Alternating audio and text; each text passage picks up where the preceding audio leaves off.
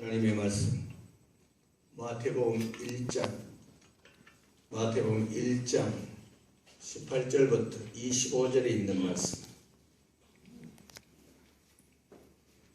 그의 어머니 마리아가 요셉과 약혼하고 동거하기 전에 성령으로 잉태된 것이 나타났더니 그의 남편 요셉은 의로운 사람이라 그를 드러내지 아니하고 가만히 끊고자 하여 이 일을 생각할 때에 주의 사자가 현몽하여 이르되 다윗의 자손 요셉아 내 아내 마리아 데려오기를 무서워하지 말라.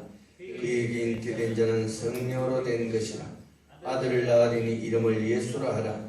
이는 그가 자기 백성을 그들의 죄에서 구원할 자이심이라.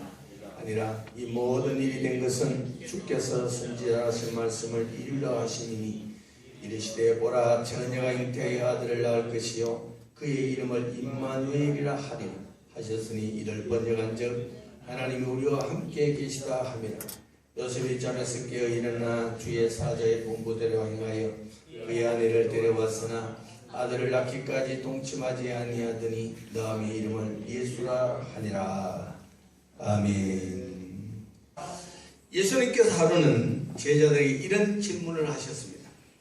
세상 사람들이 나를 누구라 하더냐? 그러니까 제자들은 제가 끔 들은 대로 세례 요한, 예레미야, 엘리야 선지자 중에 한 사람이라고 합디다. 예수님께서 다시 물으시기를 그러면은 너희들은 나를 누구라 하느냐? 그때 베드로가 하는 말씀이 마태복음 16장 16절을 한번 읽어봅니다. 마태복음 16장 16절. 베드로가 이 말을 하고 난 뒤에 예수님께로 큰 칭찬받고 상도 받았습니다. 그래서 이 말씀을 읽을 때에 여러분의 고백으로 예수님께 이렇게 대답하고 복을 받을 수 있기를 바랍니다. 16절 시작. 시몬 베드로가 대답하여 이르되 주는 그리스도시요 살아계신 하나님의 아들이시니이다. 아멘. 이 말을 들은 예수님께서 너무 좋아하시고 기뻐하셔서 하시는 말씀이에요. 17절에 보면은 바요나 시몬아 네가 복이 있도다. 이를 네게 알게 한 이는 내 아버지 하나님이시리라. 자, 그 다음에 예수님께서 그에게 축복하시기를 내가 천국 열쇠를 네게 주노니 네가 땅에서 매면 하늘에서 맬 것이요 네가 땅에서 풀면 하늘에서도 풀릴 것이니라. 예수님께서 너무너무 기뻐하셨습니다. 그리고 18절에 보면은 내가 네게 이르노니 너는 베드로라. 이 반석 위에 내 교회를 세우리니 음부의 권세가 이기지 못하리라. 이러한 놀라운 축복이 저와 여러분들에게 임하기를 예수님의 이름으로 축복합니다. 옆에서 이런 복을 받읍시다. 자, 세상 사람들이 알고 있는 예수님과 베드로가 알고 있는 예수님은 너무도 차이가 있었습니다. 베드로는 예수님에 대해서 정확하게 알고 있었습니다. 우리는 입만 열면 예수 믿으세요. 전도할 때도 예수님을 전합니다. 그런데 예수는 어떤 사람이냐? 예수 안 믿는 사람들이 당신이 말하는 예수, 그 예수는 어떤 사람입니까? 그러면은 여러분은 어떻게 대답하겠습니까? 하나님의 아들 예수? 인간의 몸을 입고 오신 사람이며 하나님이신 신이신 예수? 베들레헴에서 태어나신 예수? 뭐 여러 가지로 말할 수 있겠죠. 그 당시 그 사람들은 예수님을 별로 존경하지 않았습니다. 그리고 예수님을 별로 유명하지 않았습니다. 왜냐하면 예수님의 아버지도 예수님의 어머니도 예수님의 형제들도 다 알고 있다. 우리 동네 살고 있다. 이 말은 예수님의 아버지가 정치가가 되었으면 아주 유명할 텐데 아니면 돈이 많아서 큰 부자였으면 유명해서 등달아서 예수님도 좀 사람들에게 존경을 받았을 텐데 예수님의 아버지 요셉은 직업이 목수였습니다. 그리고 어머니는 평범한 주부였고 그의 형제들은 뭐 그렇고 그런 사람들이었습니다. 가정 형편이 뭐 별로 부자가 아니어서 뭐 공부도 하지를 못했습니다. 때로는 아버지의 일을 도우기 위해서 청년기에 그는 나가서 다른 집에 문도 고쳤고 뭐 여러 가지도 했을 겁니다. 근데 한 번은 예수님께서 느닷없이 회개하라 천국이 가까웠느니라 외치기 시작했습니다. 그런데 날이 갈수록 예수님이 전하는 말씀이 심오하고 다른 선지자들보다 다른 점이 하나하나 나타나기 시작했습니다. 그런데 예수님보다 6개월 일찍 태어난 세례요한이 광야에서 외치기를 독사의 자식들아 누가 너희를 가르쳐 임박한 진노를 피하라 하더냐. 그러므로 회개에 합당한 열매를 맺으라. 도끼가 이미 나무 뿌리에 놓였으니 좋은 열매를 맺지 않은 나무마다 찍혀 불에 던져지리라. 입에서 불을 뿜어내는 것 같은 강력한 말씀을 토해내는데 이분은 경건하게 살기 위해서 사람들이 살지 않은 광야에 들어가서 혼자 거기에서 기도하면서 메뚜기와 석청이를 따먹고 허리에는 가죽띠를 띠고 낙타 털을 입고 광야에서 살고 있는 세례 요한이었습니다. 말라기 선지자가 끝으로 복음 외치기를 끝났는데 그 다음에 느닷없이 사람들 앞에 불같은 말씀을 외치면서 나타난 세례 요한의 복음을 듣고 많은 사람들이 와 메시아구나. 오늘까지 유대인들이 기다리던 메시아가 여기에 왔구나. 구름대같이 사람들이 모여들었습니다. 그런데 세례 요한이 말하기를 나는 회개케 하기 위하여 물로 세례를 베풀거니와 내 뒤에 오시는 분은 나보다 능력이 크셔서 그의 신발의 끈도 불기에 감당치 못할 나라고 말했습니다. 그러나 그분은 성령과 불로 너희에게 세례를 베풀 것이니라. 세례 요한도 굉장한 능력으로 불을 뿜듯이 복음을 전하는데 자기는 메시아가 아니고 자기 뒤에 오시는 분은 성령과 불로 세례를 준다고 하니까 많은 사람들이 와 그분이 어떤 분이냐. 많은 사람들이 그 세례 요한 뒤에 오시는 분을 기다리고 있습니다. 사람들은 강력한 영권에 사로잡혀서 세례 요한이 전하는 말씀에 부들부들 떨면서 듣는데 계속하기를 손에 쟁기를 쥐고 타작마당을 정하게 하사 알곡은 곳간에 쭉정에는 영원히 끄지 않은 불에 던져 넣으리라. 그분이 바로 내 뒤에 오시는 그분이다. 이렇게 하실 분이 누구냐? 어린 양 예수 그리스도십니다. 세례 요한이 불을 뿜듯이 소개하는 그분은 바로 예수 그리스도. 나를 위하여 하늘 영광을 버리시고 인간의 몸을 입고 친히 이 땅에 오신 구주 예수님이십니다. 그 예수님. 이 시간에 그 예수님을 마음속에 영접하시기를 바랍니다. 예수님은 누구신가?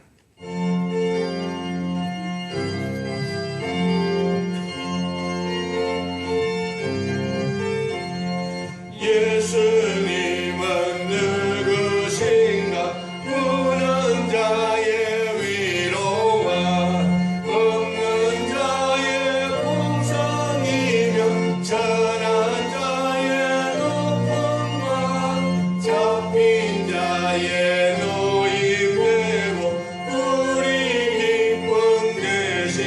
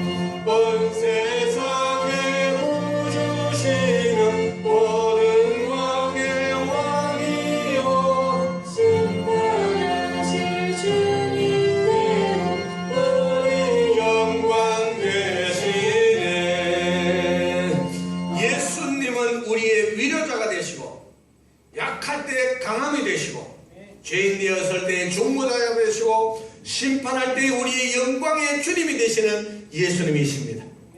이 예수님이 저와 여러분들의 구주가 되심을 감사하시기를 바랍니다.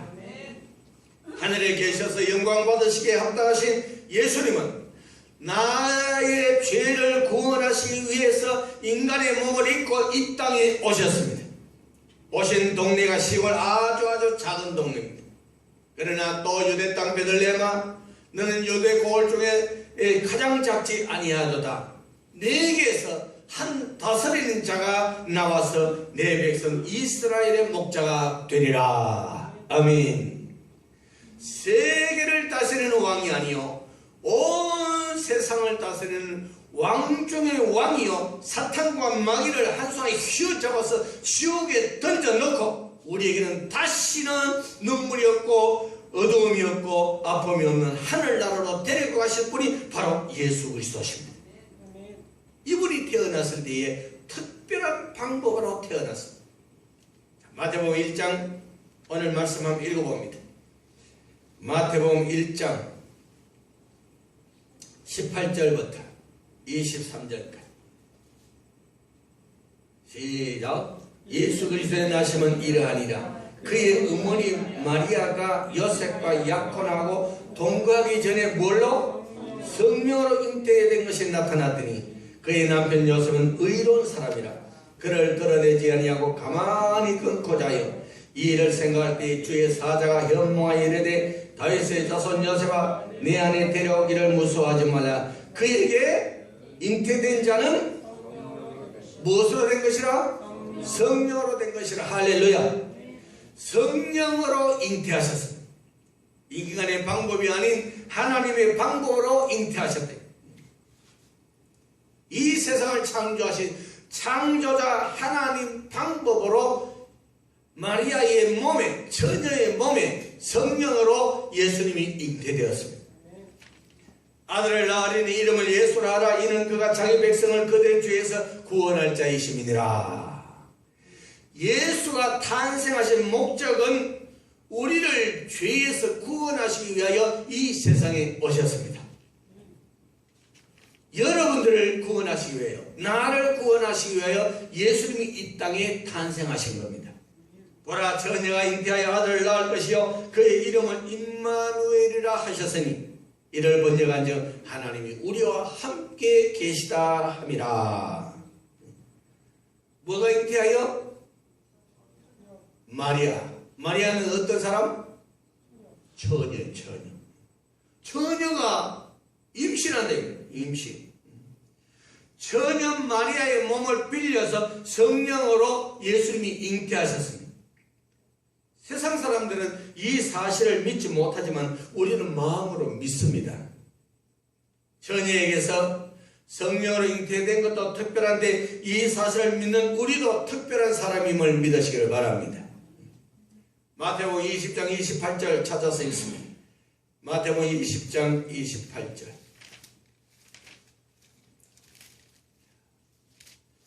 성령으로 잉태된 그 예수님이 이 세상에 오셔서 어떻게 사시는가? 20절 시작. 인자가 온 것은 성김을 받으려 함이 아니라 도리어 성결을 하고 자기 목숨을 많은 사람의 대속물로 주려 함이니. 아멘. 마태복음 17장 22절 23절. 마태복음 17장 22절 23절 시작. 갈릴리 모일 때에 예수께서 제자들에게 이르시되 인자가 장차 우리의 손에 넘겨져 죽임을 당하고 제3일에 살아나리라 하시니 제자들이 매우 근심하더라. 아멘. 자, 예수님이 이 땅에 오신 목적은 뭐라고요? 나를 죄에서 구원하시기 위해서. 자, 나와 여러분들을 위해서 죽으러 이 땅에 오셨다 그랬습니다. 자, 갈릴리에 모일 때 예수께서 제자들에게 이르시되 인자가 장차 사람의 손에 넘겨져. 예수님이 이 세상에 탄생하신 목적은 나와 여러분들을 위해서 죽으러 오셨습니다. 그 말씀대로 끌려가서 십자가에 죽으셨습니다. 그 죽으실 때 로마 군인들이 있었고 백부장이 있었고 서기관과 바리새인들이 거기 있었고 많은 유대인들이 거기 있었습니다. 많은 사람들이 예수님을 사형시키는데 거기에 증인으로 있었습니다. 그리고 예수님이 죽어가는 모습도 봤습니다. 사형 집행을 담당한 백부장은 의인이 죽었도다. 예수님이 죽을 때에 그 자리에서 보고 의인이 죽었다고 그 입으로 말했습니다. 그런데 예수가 죽고 살아나지 못했으면 무슨 소용이 있겠습니까? 그래서 다음 성경을 읽어봅니다. 마태복음 16장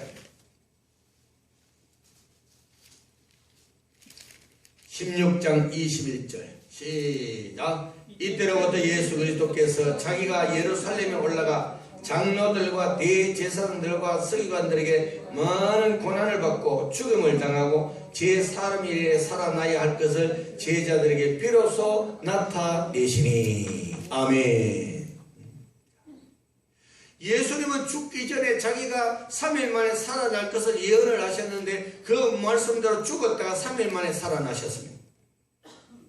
분명히 살아나셨습니다. 믿으시기 바랍니다. 이 사실을 믿는 저와 아멘하는 저와 여러분들에게 복이 있을지어다. 당시에 성경을 연구하는 서기관과 바리새인들이 있었습니다. 그들은 성경을 연구할 때에 베들레헴에 예수가 구주가 오신다는 것을 그들은 성경을 읽으면서 알고 있었습니다. 그러나 예수님을 영접하지 않았습니다. 예수님이 베들레헴에 태어나신다는 것을 그들은 알고 있었지만은 그 구주 메시아를 그들은 기다리고 사모하지 않았습니다. 성경을 지식으로만 알고 있었지 실제로 내 말씀이 아니었다는 겁니다. 설교를 들을 때 그저 귀로만 들었지 이 말씀을 가슴속에 받아들이지 않는 사람은 그 서기관과 똑같다는 것입니다. 이 말씀을 들을 때 아멘 아멘 아멘을 받아들이고 그것을 믿을 때에 예수 그리스도를 기다리는 자가 되는 겁니다. 성경을 지식으로 알고 있지 않기를 바랍니다. 옆에서는 성경을 지식으로만 알지 말기를 바랍니다. 메시아가 오기를 사모하고 기다려야 된대. 이 예배 시간에 은혜 받기를 사모해야 됩니다. 예수님을 만나기를 사모해야 됩니다. 성령 받기를 사모해야 된다는 겁니다. 그냥 앉아서 멀쩡하게 앉아있으면은 그때 당시에 예수님이 오신다는 것을 알고 있으면서도 예수님을 기다리지 못했던 서기관과 똑같다. 그러나 하나님의 말씀을 들을 때에 은혜 받기를 사모하고 예수님이 내 마음속에 오시기를 사모하는 그 사람은 예수님을 만나기 위해서 먼 거리에서 동방박사들이 예수님이 탄생하신 그곳에 온 것과 똑같다는 것입니다. 성경을 지식으로 알면은 이 말씀은 내 것이 아니다. 오늘날 많은 사람들은 먹고 살기에 바빠서 자식 교육에 하기 위해서 바빠서 하나님께로부터 멀리 자꾸 멀리 떨어져 나갑니다. 그런데도 하나님의 나라는 점점 다가오고 있습니다. 언제 예수님이 오실까? 어디로 오실까? 살피며 기다려야 됩니다. 예수님이 유대 땅에 오셨는데 그들은 알지를 못했습니다. 베들레헴에 오셨는데 베들레헴에 사는 사람들 알지를 못했습니다. 메시아를 기다리는 소망은 있었지만 애타게 기다리는 그런 사람들이 없었다는 것입니다. 지금 이 시대는 예수님이 오실 때는 멀지 않았습니다. 그런데도 놀랍게도 많은 사람들은 예수님이 좀 더 오세요, 좀 더 있다가 오세요, 좀 더 후에 오세요, 예수님이 오시는 것을 자꾸 만류하고 나중에 오십시오. 지금 오시면 안 됩니다. 많은 사람들은 그렇게 말을 하고 있습니다. 요즘 아주 재미있는 노래, 한국 땅을 크게 히트친 노래가 있습니다. 그래서 교회 안에서 이제 예수님 좀 더 있다 오세요, 좀 더 있다 오세요 그렇게 부르짖는데 지금 이 세상에서 그 노골적으로 지금 예수님이 더 있다 오라는 그런 노래가 나왔습니다. 그래서 그 가사가 너무 좋아서 제가 인터넷으로 제가 뽑아봤습니다. 요즘 갑자기 히트치는 이애란 씨 있지요, 가수. 참 재미있어서 그 기사를 읽어드릴게요. 60세의 저 세상에서 날 데리러 오거든 아직은 젊어서 못 간다고 전해라. 70세의 저 세상에서 날 데리러 오거든 할 일이 아직 남아 못 간다고 전해라. 저는 70세, 내가 70세거든요. 그 여기 머리 좀 돌아오더라고요. 80세의 저 세상에서 날 데리러 오거든 아직은 쓸만해서 못 간다고 전해라. 90세의 저 세상에서 날 데리러 오거든 알아서 갈 테니 재촉하지 말라 전해라. 100세의 저 세상에서 날 데리러 오거든 좋은 날 좋은 시에 간다고 전해라. 이 노래의 제목은 원래는 100세 인생인데 이것을 이제 나중에 전해라 이렇게 바꾸었대요. 이게 뭐냐? 예수님이 이 땅에 오시면 지금 오면 안 돼요, 안 돼요. 지금 얼마나 살기 좋은데 놀러 다닐 때도 많고 할 일도 많은데 지금 오시면 안 돼요. 거절합니다. 좀 더 있다 오세요. 지금 시기로 와서 오시면 안 된다 이 말이에요. 왜냐? 놀러 다닐 때도 많고 먹을 거리도 많고 재밌고 볼거리도 많고 아프면 병원에 가면 돈만 주면 다 낫게 하고 치료해 주시지요. 배고프면 입맛대로 전화만 하면은 배달 다 해주죠. 따뜻한 방에 푹신한 침대에 부족한 게 없고 이렇게 사는데 그런데 예수님이 오시면 이것 다 못하잖아요. 예수님 좀 더 있다 오십시오. 많은 세상 사람들이 지금 그렇게 말을 하고 있다. 그러니 예수님이 오시는 것을 원치 않다는 것입니다. 사람이 원하든 원치 않든 예수님은 때가 되면 오십니다. 지금도 점점 이 세상 가까이 오시고 기다립니다. 기다리는 사람에는 신랑으로 오실 것이고 기다리지 않는 사람에는 심판주로 오시는 겁니다. 오시는 예수님 사모하며 기다리시기 바랍니다. 기다리든 기다리지 않든 예수님은 오십니다. 이왕이면 사모하며 기다리다가 오신 신랑 예수님을 만나는 저와 여러분들이 되시기를 예수님의 이름으로 축원합니다. 기도하겠습니다.